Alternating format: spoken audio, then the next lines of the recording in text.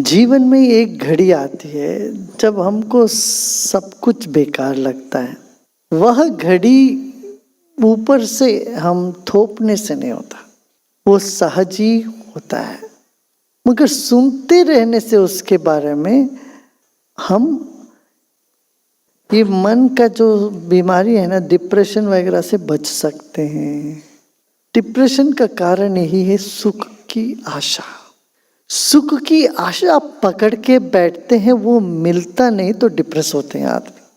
इतना जोर से सुख की आशा पकड़ के उसको खोजते हैं, वो मिलता नहीं और मिलने की संभावना नहीं दिखती तो आदमी को डिप्रेशन में चला जाता है।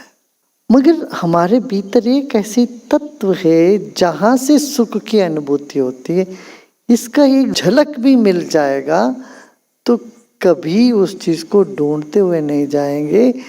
फिर एक अलग ही आयाम पर जीवन चलने लगता है। एक उदाहरण का ये है, देखिए पहाड़ में रहने वालों के लिए पहाड़ में कोई इतना आनंद नहीं मिलता। कब मिलता आनंद? जब वो समुंदर के किनारे जाते हैं, वहाँ बड़ा अच्छा लगता है। मौसम बढ़िया है, समुंदर के किनारे लहरों के सामने, वहाँ उनको आनंद तो वहाँ मिलता है। छुट्टी मनाने पहाड़ के लोग समुंदर के किनारे जाते हैं और समुंदर के किनारे जो बसे उनको वहाँ क्यों नहीं आनंद आता? नहीं आता है, उनको आता है पहाड़ों में।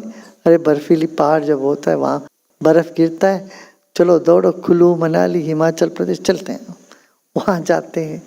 वहाँ उनको वाह कितना सुंदर है, सुंदरता का अनुभव, सुख का अनुभव इस परिवर्तन में ही मिलता है। हम क्या समझते हैं उस वस्तु में सुंदरता या उस परिस्थिति में, व्यक्ति में सुंदरता का अनुभव के पीछे हम दौड़ते रहते हैं। फिर थोड़े दिन के बाद वो नहीं होता। मान लो पहाड़ के रहने वाले अपना पूरा घर भर वहाँ बेच उच के समुंदर किनारे में आ गए, गोवा में आ गए। अब गोवा में कुछ दिन रहने के बाद, कुछ दिन तो अच्छा लगा, साल 2 साल के बाद अरे पहाड़ में ये अच्छा था, बड़ी गर्मी है, यहाँ पसीना आता, ये वो सब। फिर पहाड़ में जाओ और इस तरह से किसी एक परिस्थिति में सुख की अनुभूति नहीं होती हमेशा के लिए। तो मन दौड़ता है, थोड़े दिन इसको करके फिर उसमें उसमें उसमें उसमें छलांग लगाने का आदत बन जाता है मन को। अब क्या, मन शिमला से तो हट गया, अभी गोवा में पूरी तरह से गोवा की आदि नहीं हुई।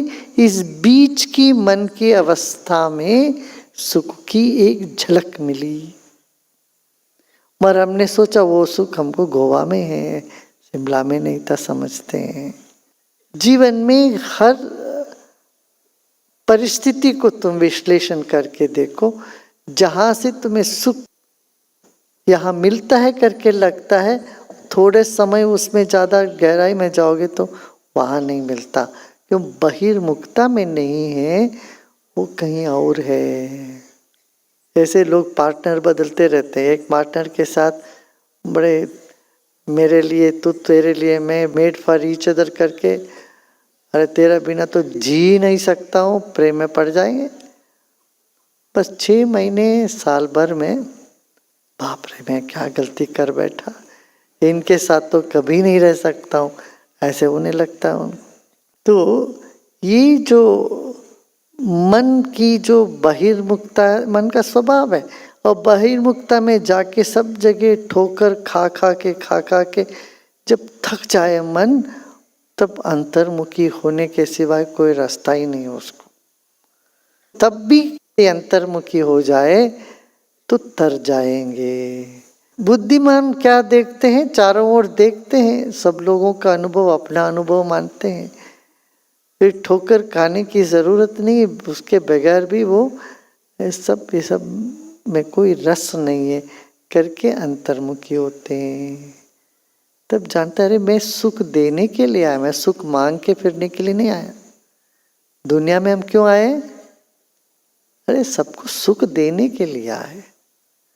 सुख मांगे फिरो, मार खाओगे। ये ज्ञान की अवस्था है। जब कभी भी तुम्हें ऐसा लगे मुझे सुख की चाह नहीं है, पर मैं सुख देने के लिए आया, सबको सुखी देखने के लिए आया हूँ, तो तुम्हारे जीवन में एक बहुत बड़ा परिवर्तन हो जाएगा। तुम्हें कोई ताकत दुनिया में डिप्रेस कर ही नहीं सकती। नहीं तो डिप्रेस हो जाओगे इस चीज को लेके, उसको लेके, उसको लेके, उसको लेके। ये सोचना चाहिए हम सेवा करने के लिए आए हैं। क्या? अरे सेवा करने से फल क्या मिलेगा ये मत सोचना, सेवा ही फल है। सेवा करने का एक मौका मिला, यही फल है। क्यों? इसका फल यदि और कुछ हो तो आनंद ही है, आनंद के अलावा और कुछ नहीं, आनंद ही इसका फल है। तो आनंदित होके जीवन व्यतीत करना है। देखते देखते देखते सब खत्म हो जाए। इसलिए ये नहीं है जी, वो नहीं है जी, वो वैसा है, ये वैसा है, ये मेरे को देखा, वो नहीं को देखा, ये सब दुनिया भर की शिकायतें हमारे दिमाग में जो घुस जाता है, इससे हम खुद भी दुखी रहते हैं, औरों को दुखी करते रहते हैं, है कि नहीं? तो पतंजलि महर्षि कहते हैं कि ये सब ठीक है, मगर सिद्धावस्था में जब तुम पक्के हो जाओगे, जीवन में पक जाओगे, तब तुमको लगेगा सर्वमेवं दुखम विवेकिना। जिनमें विवेक जागृत हो जाता है उनको लगता है सब दुख है, मगर वो किससे भागेंगे नहीं। दुख करके भागते कौन? उससे जो डरते हैं वो।